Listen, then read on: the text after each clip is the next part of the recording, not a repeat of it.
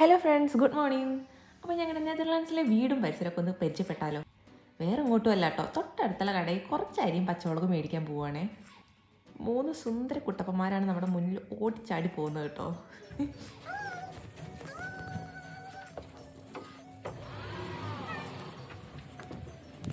പുറത്ത് നല്ല തണുപ്പാണ്. നമ്മളപ്പോൾ ഒരു ഷോപ്പിങ്ങിന് പോവാണ്. വീട്ടിലേക്കുള്ള അല്ലറ ചില്ലറ അരി പച്ചമുളകൊക്കെ മേടിക്കാൻ വേണ്ടിയിട്ട്. ഈ വാഹനം ഉള്ളതുകൊണ്ട് എല്ലാത്തിനും സൗകര്യമായിട്ട് വന്നിട്ടുണ്ട്. അപ്പോൾ ഗ്രൂപ്പ് എടുത്തിട്ട് വരെ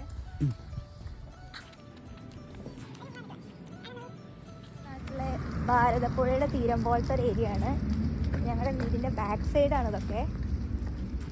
ഇത് കൂടെ ഒരു 2 കിലോമീറ്റർ പോയി കഴിഞ്ഞാൽ നമുക്ക് ഗ്രോസറിയൊക്കെ മേടിക്കാനുള്ള ഒരു നമ്മുടെ നാട്ടിലെ സൂപ്പർ മാർക്കറ്റ് ഉണ്ട്. അവിടെ എത്തും. അവിടേക്കാണ് പോയിക്കൊണ്ടിരിക്കുന്നത്. നല്ല മഴയാണ്. ഇപ്പോൾ 0 ഡിഗ്രി സെൽഷ്യസ് തോന്നുന്നുള്ളേ. ഇവിടെ നേരെ മുന്നിൽ കാണുന്ന സൂപ്പർ മാർക്കറ്റാണ്. അവിടെ ഒന്ന് മേടിക്കാം നമുക്ക് വേണമെങ്കിൽ. കുറച്ചുകൂടി അങ്ങോട്ട് പോയാൽ കുറച്ചുകൂടി നല്ലൊരു സൂപ്പർ മാർക്കറ്റ് ഉണ്ട്. നല്ലതെന്ന് ഉദ്ദേശിച്ചാൽ അവിടെ ഒരു സെൻറ്ററാണത്. കുറേ സാധനങ്ങളൊക്കെ കിട്ടും. അപ്പോൾ അവിടേക്കാണ് സെൻറ്ററിലേക്കാണ് അതിൽ പോയിട്ട്. ഒരു കനാലിൻ്റെ മേലെക്കൂടെയാണ് നമ്മൾ പോകുന്നത്. ഈ ബ്രിഡ്ജ് കൂടെ ചെറിയൊരു സിഗ്സാഗ് ചെയ്യാൻ നോക്കിയതാണ്. മുന്നിലെ പോസ്റ്റ് ജസ്റ്റ് മിസ് കണ്ടില്ലായിരുന്നു. ഈ കാണുന്ന റെഡ് പാത്ത് കണ്ടോ? ഇത് കംപ്ലീറ്റ് നമ്മുടെ സൈക്കിളിന് പോകാനുള്ളതാട്ടോ. സൈക്കിൾ പാത്താണ് ഈ റെഡ് കളർ.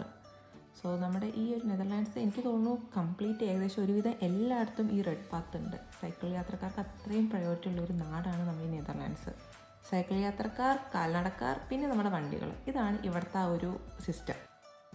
ഇവിടെ പിന്നെ എവിടെ നോക്കിയാലും നല്ല അടിപൊളി സീനറിയാണ് കേട്ടോ. ഞാൻ ഈ സീനറിയൊക്കെ ശരിക്കും വാൾപേപ്പറിലും ഡെസ്ക്ടോപ്പിലേ കണ്ടിട്ടുള്ളൂ. ആദ്യമായിട്ട് കാണുന്നതിൻ്റെ ഒരു എക്സൈറ്റ്മെൻറ്റ് നന്നായിട്ടുണ്ട് എനിക്ക്.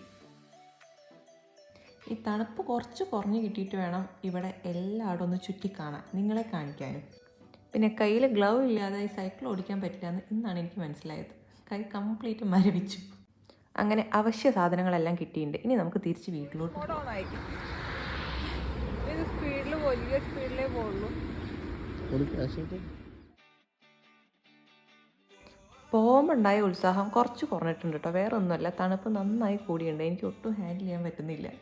ഞാൻ പോകുന്നത് കറക്റ്റ് പാത്തിൽ കൂടെ കേട്ടോ. എൻ്റെ വീഡിയോഗ്രാഫറാണ് റോങ് പാത്തിലൂടെ പോകുന്നത്.